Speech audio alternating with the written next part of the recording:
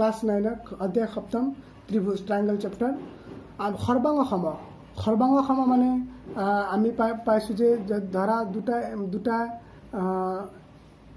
এটকীয়া মুদ্ৰা, এজাপ তাজপাত, দুটা মানে হাতৰ দুটা পতা, এইবিলাক চব সৰ্বাংগ সম। এতিয়া সৰ্বাংগ সম মানে কি এইটো অলপ মই আলোচনা কৰিম। সৰ্বসম মানে হ'ল সৰ্বাংগ সম মানে কংগ্ৰুৱেঞ্চ। সৰ্বসম মানে হ'ল সকলো ক্ষেত্ৰতেই সমান নাইবা তেনেবোৰ আকাৰ যিবোৰৰ আকৃতি আৰু আকাৰ উভয়ে একে। আকৃতি মানে দেখাটো একে হ'ব লাগিব, আকাৰ মানে ইহঁতৰ জোখ মাখতো একে হ'ব লাগিব, তাৰমানে সমান হ'ব লাগিব। তেতিয়া আমি তাক কি বুলি ক'ম? সৰ্বাংগ সম। আকৃতি মানে দেখাত একে, আকাৰ মানে ইহঁতৰ জোখ মাখ, দিশ, প্ৰস্থ, উচ্চতা গোটেইখিনি সমান হ'ব লাগিব, বাহুৰ দৈৰ্ঘ্য ইত্যাদি ইত্যাদি দুটা বস্তুৰ। যেনে সৰ্বাংগ সমতাৰ কিছুমান উদাহৰণ ইয়াত মই দাঙি ধৰিছোঁ। একে বছৰত ওলোৱা দুটা এটকীয়া মুদ্ৰাৰ এটা আনটোৰ ওপৰত ৰাখিলে ইটোৱে সিটোৰ ওপৰত সম্পূৰ্ণৰূপে খাপ খাই পৰে, গতিকে মুদ্ৰা দুটা কি হ'ব? সৰ্বসম। 2 নম্বৰ, বেংকে বিতৰণ কৰা দুখন ATM কাৰ্ড সৰ্বসম। মই এতিয়া ইয়াত সৰ্বসমৰ ধাৰণা আলোচনা কৰি আছোঁ। বেংকে যিটো বিতৰণ কৰে ATM কাৰ্ডটো চবৰ কাৰণে একে, যিমান ATM আছে গোটেইখিনি একে আকাৰৰ আৰু একে আকৃতিৰ, একে আকাৰৰ। সিহঁতৰ এটাৰ ওপৰত যদি আনটো খাপ খুৱাই দিওঁ সম্পূৰ্ণকৈ মিলি যায়। একে আকাৰৰ দুখন খাৰু সৰ্বসম। দুখন খাৰু যদি আমি মিলাই দিওঁ একে আকাৰৰ সৰ্বসম হ'ব। 4 নম্বৰ, একে ব্যাসাৰ্ধৰ বৃত্ত দুটাক এটাৰ ওপৰত আনটো ৰাখিলে সম্পূৰ্ণৰূপে খাপ খায়, গতিকে একে ব্যাসাৰ্ধৰ বৃত্ত দুটাও সৰ্বসম। 5 নম্বৰ, একে জোখৰ বাহুৰ দুটা বৰ্গ বা দুটা সমবাহু ত্ৰিভুজ সৰ্বসম হ'ব।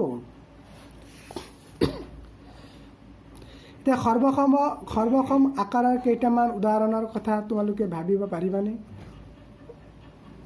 ভাবা আৰু কি উত্তৰ পাবা কমেণ্টত জনাবা। এতিয়া ত্ৰিভুজৰ সৰ্বাংগ সমতাৰ চৰ্ত বা বিধি বা ধৰ্মসমূহ কি কি? দুটা ত্ৰিভুজ যদি সৰ্বসম হ'ব লাগে, এটাৰ ওপৰত যদি আনটো খাপ খুৱাই দিওঁ তেতিয়া সম্পূৰ্ণৰূপে যদি মিলিব লাগে তাকে সৰ্বসম বুলি কয়। তেতিয়াহ'লে আমি কি কি ধৰ্ম, কি কি চৰ্ত, কি কি বিধিবিলাক মানি চলিব লাগে, কি কি বিধিবিলাক মানে কি হ'ব লাগিব, কি কি বিধিবিলাক ছেটিছফাই হ'ব লাগিব, সেইবিলাক আমি আলোচনা কৰিম। 1 নম্বৰত আছে সৰ্বাংগ সমতাৰ বা বা বিধি, মানে বাহু কোণ বাহু বিধি। তাৰমানে দুটা বাহুৰ মাজত এটা কোণ হ'ব লাগিব দুটা ত্ৰিভুজৰ। যেনেকৈ দুটা ত্ৰিভুজ সৰ্বসম হ'ব যদি এটাৰ দুটা বাহু আৰু সিহঁতৰ মধ্যৱৰ্তী কোণ, তাৰমানে এটা ত্ৰিভুজৰ দুটা বাহু, কোনটো দুটা বাহু মই এটা উদাহৰণ দি বুজাম। আনটো ত্ৰিভুজৰ 2 বাহু আৰু সিহঁতৰ মধ্যৱৰ্তী কোণৰ সমান হ'ব লাগিব। চিত্ৰমতে ত্ৰিভুজ ABC আৰু ত্ৰিভুজ DEFৰ কি কি সমান আছে? AB = D বুলি সমান ধৰি ল'লোঁ, তাৰমানে AB বাহুটো D বাহুৰ লগত সমান বুলি ধৰি ল'লোঁ। BC = EF, BC বাহুটো EFৰ লগত সমান বুলি ধৰি ল'লোঁ। এতিয়া এই ত্ৰিভুজৰ কোনটো বাহু ব্যৱহাৰ হৈছে? AB আৰু BC। গতিকে AB আৰু BCৰ বাহুৰ মধ্যৱৰ্তী কোণটো হ'ব? কোণ B।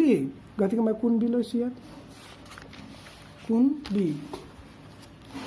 লৈছোঁ।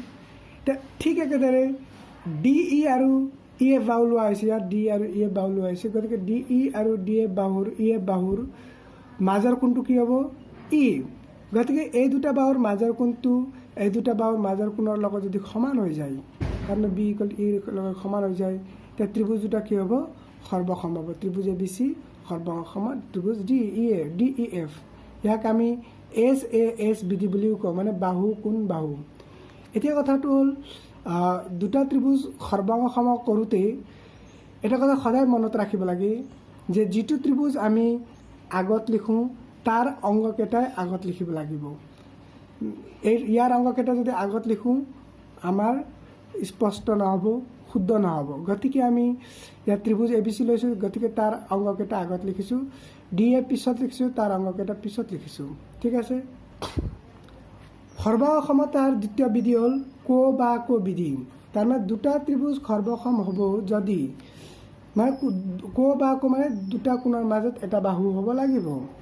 দুটা ত্ৰিভুজ খৰ্বসম হ'ব যদি এটা ত্ৰিভুজৰ দুই কোণ আৰু সিহঁতৰ অন্তৰ্গত বাহুটো আনটো ত্ৰিভুজৰ দুই কোণ আৰু সিহঁতৰ মানে দুই কোণ আৰু অন্তৰ্গত বাহুৰ সমান হয়। তাৰমানে চিত্ৰ সহায়ত এনেকৈ বুজাইছোঁ যে ত্ৰিভুজ এ বি চি আৰু ত্ৰিভুজ ডি ই এফ ল'লোঁ। ত্ৰিভুজ এ বি চি আৰু ত্ৰিভুজ ডি এফৰ এংগল বিটো এংগল ইৰ লগত সমান, এইটো 60 এইটো 60, গতিকে angle B equal to angle equal 60। Next angle C equal to angle F, angle C equal to angle F 70 বুলি ধৰি ল'লোঁ। তো এই দুটা কোণটো মই ল'লোঁ, এই ত্ৰিভুজৰ এই দুটা কোণ আৰু এই ত্ৰিভুজৰ এই দুটা কোণ সমান হৈছে, অনুৰূপ কোণবিলাক কি হৈছে সমান হৈছে। তো এই দুটা কোণৰ মাজৰ বাহুটো কি আছে ইয়াত বি চি, আৰু এই দুটা কোণৰ মাজৰ বাহু কি আছে ই এফ, আৰু এই দুটাও যদি সমান হৈ যায়, তাৰমানে এই দুটাও যদি সমান, দুটা কোণৰ মাজৰ বাহুটো যদি এই ত্ৰিভুজৰ দুটা কোণৰ মাজৰ বাহু এই দুটা কোণৰ মাজৰ বাহুৰ লগত যদি সমান হৈ যায়, তে ত্ৰিভুজ দুটা আমি সৰ্বসম বুলি ক'ব পাৰোঁ। গতিকে ত্ৰিভুজ এ বি চি সৰ্বাংগ সম, এইটো সৰ্বাংগ সম, তাৰমানে সৰ্বাংগ সমতাৰ চিনৰ অৰ্থ আছে ইয়াত সমান, দুয়োটা ত্ৰিভুজ আকাৰতো সমান আৰু এইটো চিনে কি বুজায় আকৃতিও সমান, মানে আকৃতিও সমান আকাৰো সমান, গতিকে একেলগে তাক সৰ্বাংগ সম বুলি কোৱা হয় এইটো চিনৰ। ত্ৰিভুজ এ বি চি সৰ্বাংগ সম ত্ৰিভুজ ডি ই এফ, ইয়াক আমি এংগল চাইড এংগল বিধিমতে বুলি কওঁ। এই ত্ৰিভুজ দুটা যে সৰ্বাংগ সম হৈছে কি বিধিত হৈছে বুলি কওঁতে এংগল চাইড এংগল বিধিমতে।